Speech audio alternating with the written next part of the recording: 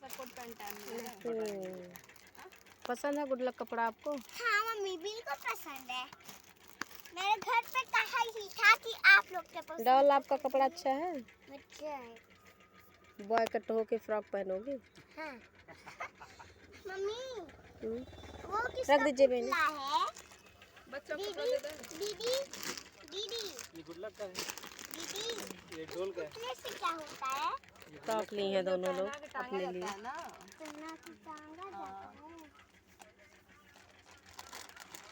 कपड़े वाली दुकान पे आए हैं। आपको ही पहना देंगे। कट्टी बहनी टी शर्ट और वो जो हाफ कच्छा होता है ना, हाँ इसलिए लड़का है वो। कितने साल में है? बस इन्हीं से थोड़ा सा बड़े, 3 साल का 1 महीने से। बाल्टीन दे दो। नहीं घर पे, वही घर पे पहनने के लिए डेली। नॉर्मल दीजिए। ओह अब मुझको बात समझ में आई। ये लोग मेरा कपड़ा